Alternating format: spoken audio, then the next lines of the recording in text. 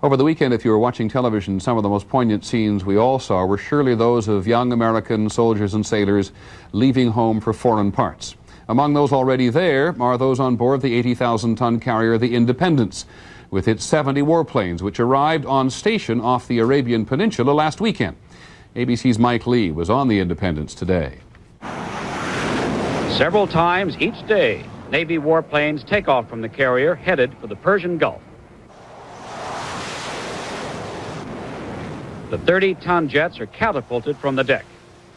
The Navy says its aircraft are on defensive patrols only.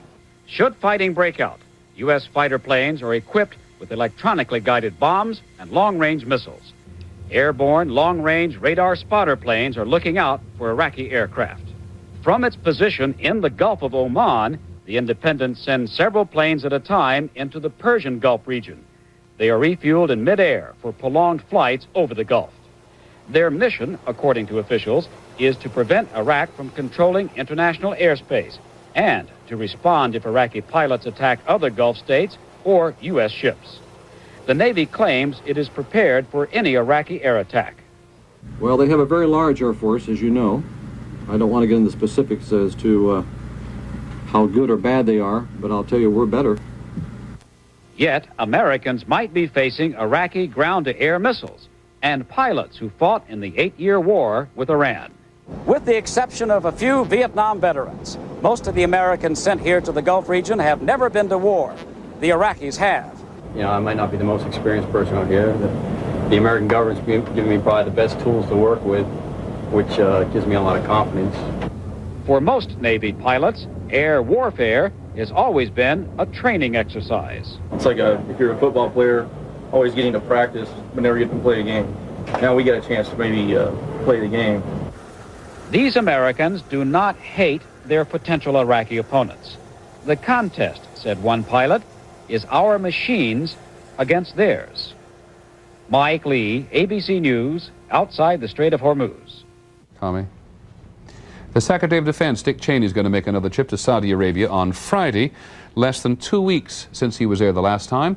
He will get to see firsthand the buildup of U.S. forces on the ground. Here's ABC's Bob Zelnick.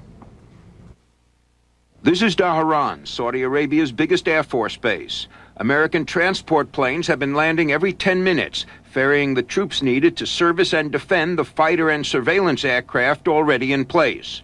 Administration sources say that more than 15,000 Marines will arrive this week from Camp Pendleton and other bases in the West. They'll defend not only military installations, but Saudi oil fields along the eastern coast. During the invasion, Kuwaiti armored forces proved to be no match for the far superior Iraqi armor.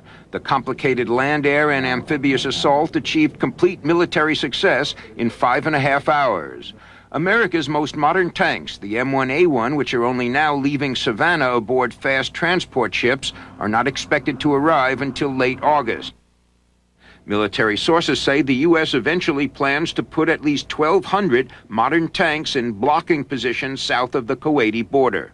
Pentagon sources say that at least 2 Egyptian armored divisions will soon begin crossing the Red Sea. They will be stationed to the northwest. Moroccan troops will also join the multinational force. In addition, senior administration officials say that Syrian forces are expected to concentrate along their own eastern border with Iraq. It is hoped that this will require the Iraqis to counter them by diverting some of their troops which would otherwise head south to Kuwait.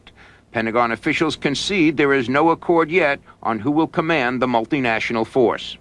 Pentagon officials say U.S. forces in the area are operating under rules of engagement, permitting them to fire only in self-defense unless the Iraqis move against Saudi Arabia. They say Saddam Hussein has already lost his best window of opportunity to attack. Bob Zelnick, ABC News at the Pentagon. Here's an important consequence of Iraq's invasion of Kuwait. The U.S. military will have to bring in jet fuel from as far away as Singapore. For the U.S. warplanes operating in the Gulf, the only refinery in the region that produces the right kind of jet fuel is located in Kuwait, which is, of course, now in Iraqi hands. We'll have more news in just a moment.